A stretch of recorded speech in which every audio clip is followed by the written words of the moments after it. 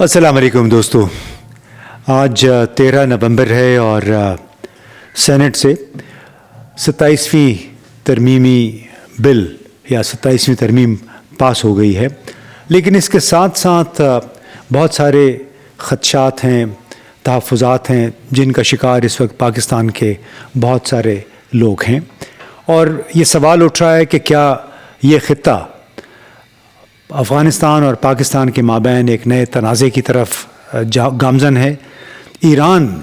पहले ही अमेरिका और अक़वाम मुत्तहिदा की पाबंदियों से बुरी तरह मुतासिर है और जून में इसराइल के साथ उसकी जो जंग हुई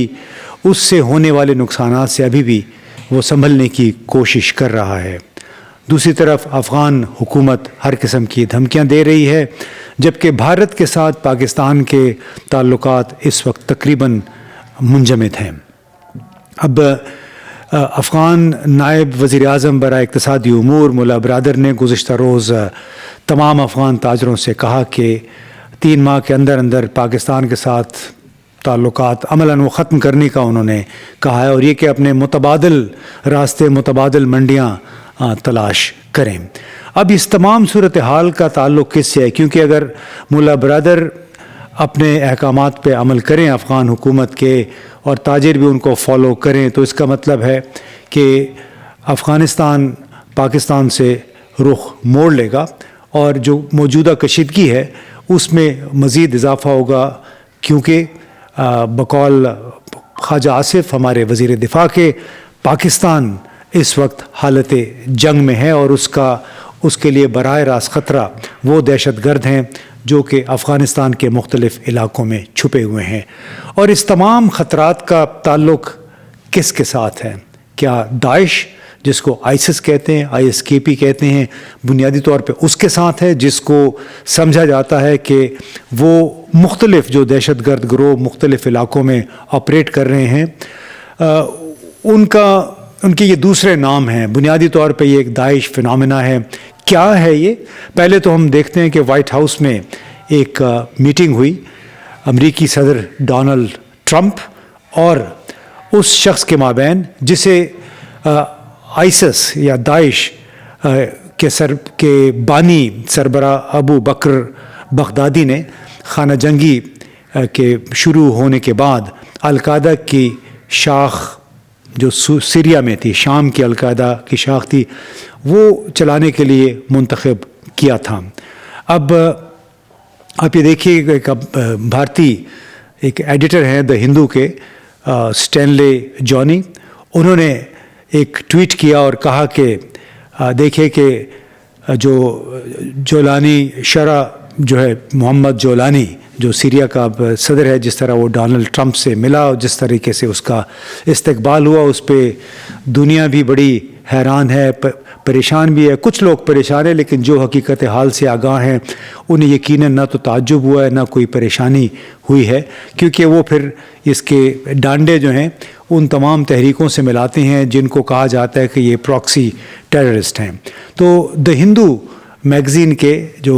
एडिटर हैं स्टैनली जॉनी, उन्होंने अपने ट्वीट में लिखा कि इब्राहिम अवाद इब्राहिम अल-बदरी, जो अपने कलमी नाम अबू बकर अल-बगदादी से मारूफ़ है, एक इराक़ी अस्करियत पसंद रहनुमा और साबिक़ के मुअल्लिम थे।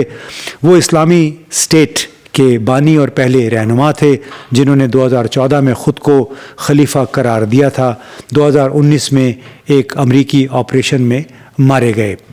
अब मोहम्मद जोलानी उन्हीं का नामज़द करदा एक रहनुमा था जिसने फिर शाम में होने वाली जो बगावत थी उसकी क़यादत की। अलकायदा का ये रुकन होता था, इसके सर पे शायद आज भी $10 मिलियन का इनाम है, लेकिन आपने देखा कि किस तरह तपाक के साथ उसका इस्तकबाल हुआ है और किस तरह तपाक के साथ अक्सर मगरबी ममालिक के नुमाइंदे इसको दमिश्क में जाके मिलते रहे जब से शाम की हुकूमत का तख्ता उल्टा और मोहम्मद जोलानी अल-शरा जो है वह एक ऐसे टेररिस्ट से जिसकी ट्रांजिशन हुई, जिसके सर पे $10 मिलियन की इनामी रकम थी और वो अब सदर बन गया। बाकायदा ज़बरदस्त किस्म का सूट ज़ेब तन करके वो वाइट हाउस पहुंचा और उसका शानदार इस्तकबाल हुआ। तो ये जनाब محمد جولانی اس نے جبل نصرہ بھی قائم کیا، پھر حیات تحریر الشام کا اس کو نام دیا گیا، اور اس کے بعد اس نے عراق شام پہ ایک لحاظ سے قبضہ بھی کیا، اور آج وہ وائٹ ہاؤس میں بھی پہنچ گیا۔ اور یہ ویڈیو آپ دیکھ رہے ہیں، بڑی دلچسپ ویڈیو ہے، اور اس سے ظاہر ہوتا ہے کہ بدلتا ہے رنگ آسماں کیسے کیسے۔ اب اس کے ساتھ آپ دیکھیے دوسری طرف کہ افغانستان کے نائب وزیر اعظم برائے اقتصادی امور ملا برادر نے گزشتہ روز پریس کانفرنس میں، جس کا ہم نے پہلے بھی ذکر کیا گزشتہ روز ہی، کہ تمام افغان تاجروں اور صنعت کاروں کو پاکستان کی بجائے متبادل تجارتی راستوں کی طرف رجوع کرنے کا کہا ہے، اور یہ کہا کہ ان راستوں نے نہ صرف ہمارے تاجروں کو نقصان پہنچایا ہے بلکہ مارکیٹوں اور عوام کے لیے بھی مشکلات پیدا کی ہیں۔ میں تمام تاجروں پر زور دیتا ہوں کہ وہ درآمدات اور برآمدات کے لیے جلد از جلد متبادل آپریشنز پر عمل درآمد کریں۔ یہ وہ بیان ہے جو کہ افغانستان کی جو بڑا مشہور ٹیلی ویژن ہے تولو نیوز، اس کی ویب سائٹ پہ باقاعدہ یہ بیان چھپا ہوا ہے۔ کل بھی آ گیا تھا، لیکن میں چونکہ احتیاط کر رہا ہوں کہ اس سے کوئی مس اسٹیٹمنٹ نہ ہو جائے، کوئی غلط فہمی پیدا نہ ہو، تو یہ افغان یعنی معتبر ٹیلی ویژن ادارہ ہے جس کی ویب سائٹ پہ ان کا یہ بیان چھپا ہے۔ ملا برادر نے پھر اس کے ساتھ خبردار کیا کہ اس نوٹس کے بعد اگر کسی نے پاکستان کے ساتھ تجارت جاری رکھی تو اسلامی امارات ایسے تاجروں کے ساتھ تعاون نہیں کرے گی اور نہ ہی ان کی بات سنے گی۔ اور انہوں نے ساتھ یہ بھی کہا کہ پاکستان سے درآمد ہونے والی ادویات کے ناقص معیار کی وجہ سے آپ مزید یہ درآمدات نہ کریں، اپنے اکاؤنٹس وہاں بند کریں اور اپنے معاملات 3 مہینے کے اندر اندر سمیٹ لیں جو آپ کے پاکستان کے ساتھ ہیں۔ اب ظاہر ہے یہ بڑی تشویشناک بات ہے، اور یہ لگتا ہے کہ یہ اس بیان کے جواب میں تھا جو ہمارے وزیر دفاع خواجہ آصف نے دیا تھا، اور جس کا میں نے ذکر کیا کہ ہم حالت جنگ میں ہیں ان لوگوں کی وجہ سے جو کہ افغانستان میں چھپے ہوئے ہیں اور پاکستان میں دہشت گردی میں ملوث ہیں۔ اب اصل معاملہ کیا ہے، کیوں یہ تشویش کا باعث ہے؟ کہ ادھر سے جو سگنل جا رہے ہیں وہ یہ کہ ہم نے ہر حال میں دہشت گرد جو افغانستان کے کیمپوں میں چھپے ہوئے ہیں ان کا تعاقب کرنا ہے، ان کا کلا کما کرنا ہے۔ دوسری طرف اس بیان کو اس طرح سمجھا جا رہا ہے کہ شاید افغانستان میں اب حکومت کی تبدیلی کی کوشش کی جائے گی، اور اسی وجہ سے وہاں سے بیانات بھی بڑے تند و تیز ہو گئے ہیں۔ اب ایٹ دا سینٹر یعنی مرکز میں، تمام معاملات کے مرکز میں ہے کیا؟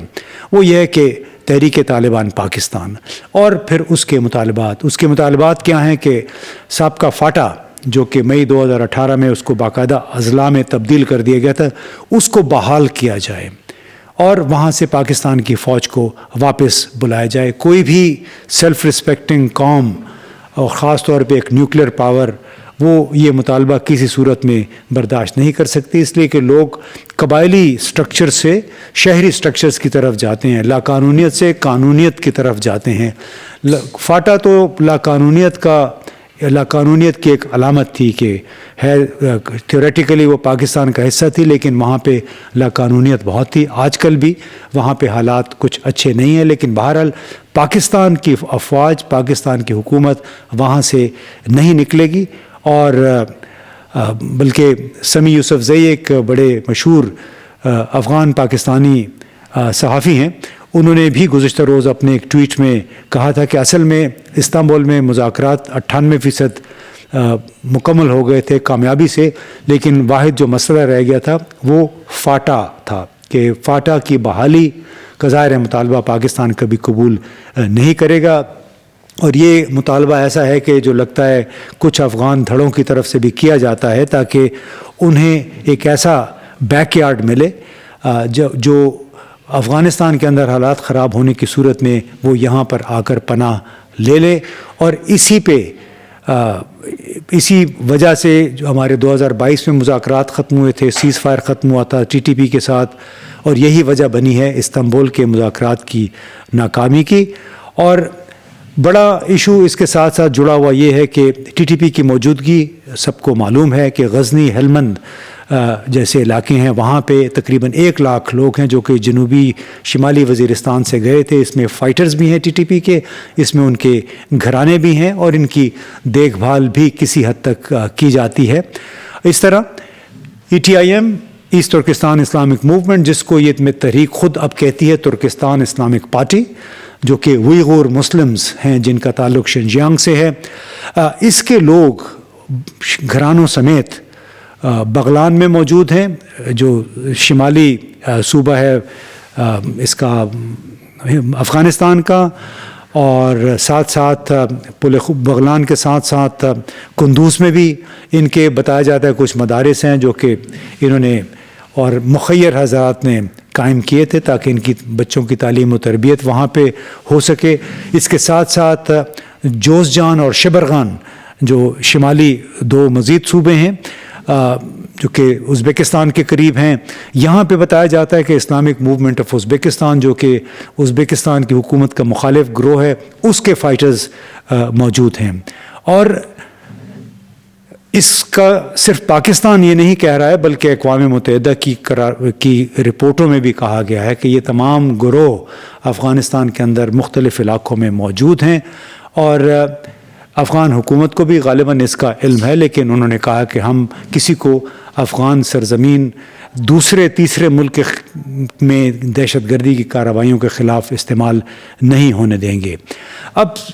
چونکہ یہ تمام گروہ چاہے آئی ایم یو ہے, ای ٹی آئی ایم ہے یا اس کو ٹی آئی ایم کہہ لیں, ٹی ٹی پی ہے, آئی ایس کے, یہ دراصل داعش, آئیسس, اس کے یہ تمام نام ان میں قدر مشترک کیا ہے کہ یہ تمام پراکسی ٹیررسٹ گروہ ہیں, یعنی دہشت گردی کے سہولت کار اعلی کار گروہ ہیں جن کے شاید جیو اسٹریٹجک مقاصد ہیں مختلف, چونکہ یہ مختلف ملکوں کے لیے خطرہ ہیں اور وہ مختلف ممالک مسلسل مطالبہ کر رہے ہیں کہ ان گروہوں کی سرکوبی کی جانی چاہیے, لیکن افغانستان میں یہ موجود ہیں. ان کے خلاف تاحال کوئی آثار نظر نہیں آئے کہ کوئی کارروائی ہو رہی ہے, جو کہ افسوسناک بھی ہے کیونکہ اس کا لامحالہ جو منفی اثر ہے وہ دونوں ملکوں کے عوام پہ پڑ رہا ہے. جند اللہ جیش العدل ایران پہ فوکسڈ ایک گروپ ہے جس کو بتایا جاتا ہے کہ وہ بلوچستان کے نو گو ایریاز میں چھپے ہوئے ہیں. پاکستان نے بڑی کوشش کی ہے کہ ان گروہوں کی بھی سرکوبی کی جائے, لیکن دوسری طرف سے افغان حکومت کا یہ کہنا ہے کہ یہ لوگ بشمول آئی ایس کے پی کے بلوچستان کے علاقوں میں موجود ہیں اور وہ افغانستان اور ایران کے خلاف برسر پیکار ہیں. اب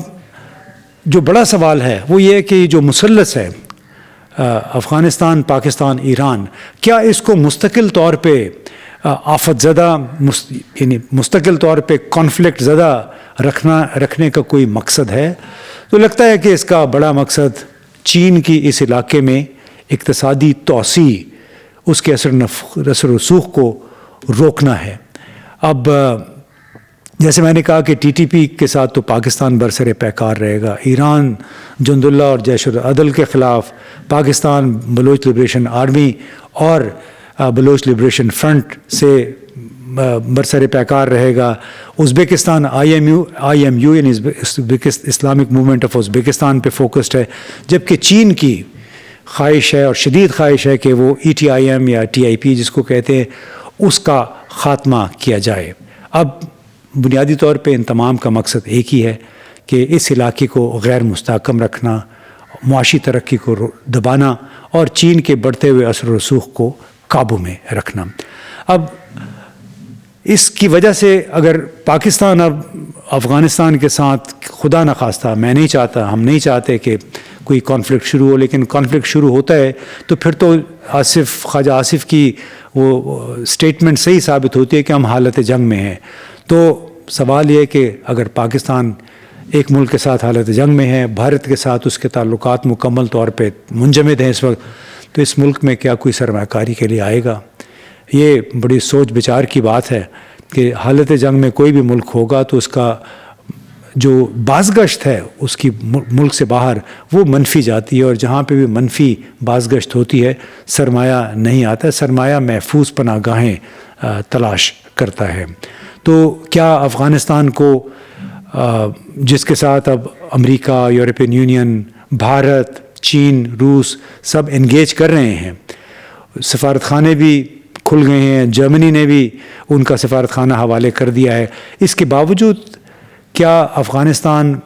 دہشت گرد پراکسی گروہوں کی ایک آماجگاہ بننے جا رہا ہے، اور جس کا الٹیمیٹ مقصد چین کو دبانا ہے، چین کے پھیلتے ہوئے اثر و رسوخ کو روکنا ہے؟ اب یہ تمام خدشات تھے جس کا اظہار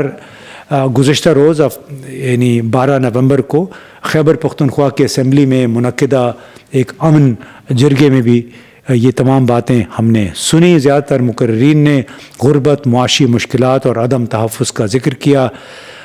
وہ عدم تحفظ اور وہ معاشی مشکلات جو کہ افغانستان میں گزشتہ 4 دہائیوں سے جاری